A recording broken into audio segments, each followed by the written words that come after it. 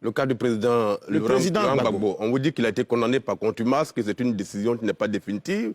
Et pourquoi est-ce qu'il a été retiré et tout ça? Le cas du président Gbagbo. Le cas du président Gbagbo. Je vais compléter sa question. Là, je pose la question en même temps aux juristes, parce que quand je regarde l'article 4 du Code électoral qui établit la liste des non-électeurs, on parle des individus en état de contumace.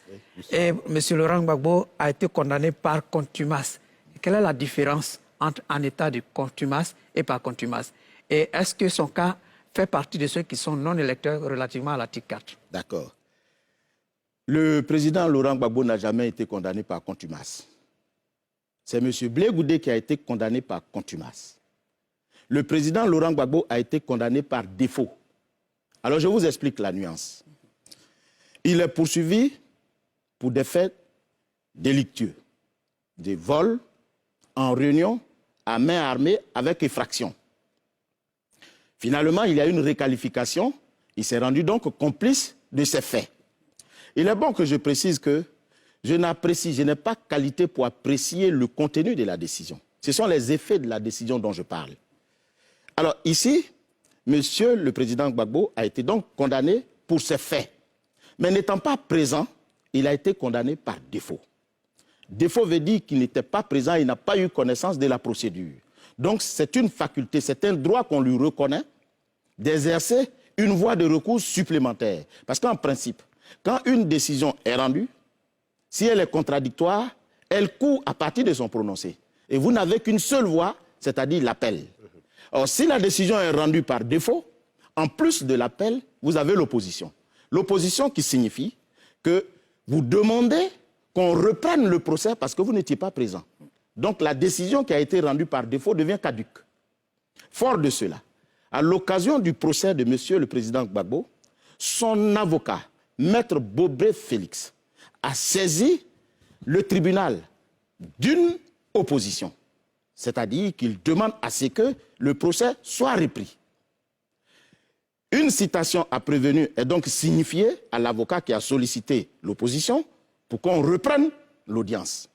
Et à cette audience, le prévenu ne comparaît pas ni ses avocats, ce qui amène le juge à prononcer un jugement d'itératif défaut. Qui signifie quoi? Qui signifie que tu m'as demandé de reprendre l'audience, le procès, parce que vous n'étiez pas présent, j'ai repris l'audience, tu n'es pas non plus venu pour la deuxième fois. Donc je rends une décision d'itératif défaut. Mais quel est l'intérêt du jugement d'itératif défaut?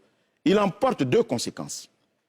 La première, c'est que la décision par défaut contre laquelle vous avez formé opposition va s'appliquer à vous.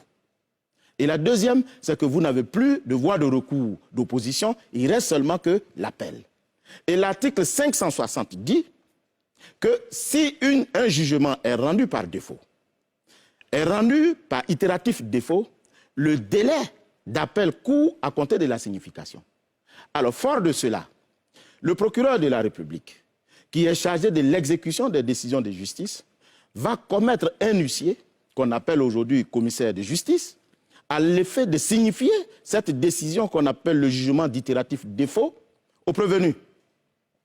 Il se rend à son domicile. Tout ceci est contenu, bien entendu, dans un procès verbal dressé par le commissaire de justice qui fait foi jusqu'à inscription de faux. C'est pour ça que je m'en sers. Alors, il se rend à son domicile. Et à ce domicile, où il ne trouve pas porte close, il trouve une dame du nom de Nambintou Ouattara, qui dit effectivement, c'est chez le président Gbagbo ici. Mais son avocat, c'est Maître Dagué Rodrigue. Il faut vous référer à ce dernier. Voilà son numéro. L'huissier, le commissaire de justice donc, rentre en contact téléphoniquement avec Maître Dagué, qui lui dit « Oui, j'ai été l'avocat du président Gbagbo, mais je ne le suis plus. Désormais, adressez-vous à Maître Maintenon, qui est l'avocat de M. Gbagbo. » Ce faisant, l'huissier se transporte au cabinet de Maître Maintenon, où étant et parlant, il le reçoit. Maître Maintenon le reçoit, et l'huissier lui dit ceci. « Maître, êtes-vous l'avocat de M. le président Gbagbo ?» Il répond sur interpellation. « Monsieur le président Gbagbo m'a fait l'honneur de me demander de l'assister, ce que j'ai accepté volontiers. » Ce qui fait qu'il devient l'avocat de M. Gbagbo. Et fort de cela, L'huissier lui dit, je suis porteur d'un jugement d'itératif défaut le concernant. L'avocat lui répond, ah d'accord, si vous êtes porteur de cette décision, je ne suis pas habilité à récupérer cette décision, à recevoir cette décision. J'ai 3 obligations qui sont issues du code pénal, du code de procédure pénale. La première, c'est que je suis tenu de déclarer mon identité.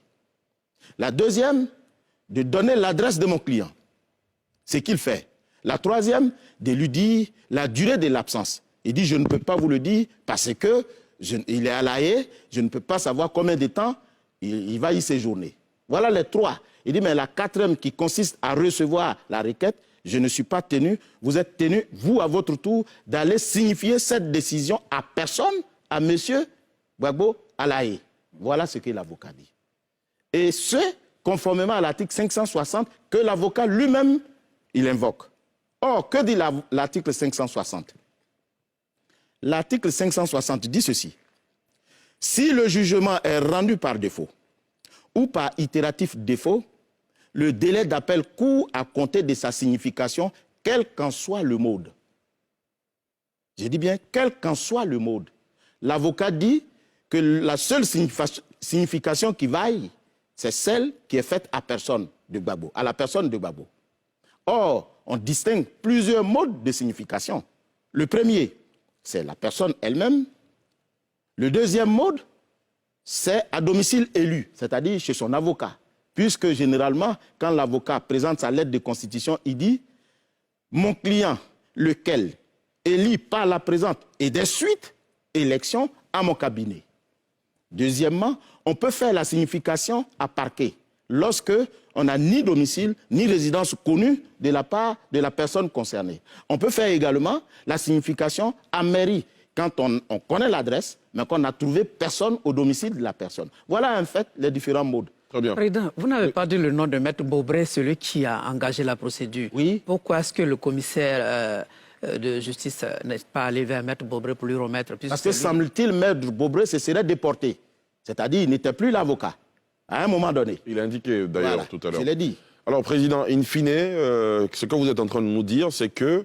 Nous examinons les décisions qui nous sont données par le ministère de la Justice. Nous apprécions le caractère irrévocable de ces décisions. Bien, et c'est fort de cela que nous radions les personnes de la liste. Donc, Président, tout ce que vous venez d'évoquer, c'est dans le procès verbal que vous aurez reçu.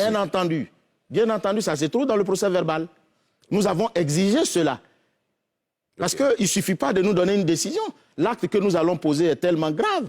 De radier quelqu'un de la liste électorale, il faut qu'on s'entoure de toutes les garanties légales. C'est pour cette raison que nous avons exigé tout ça.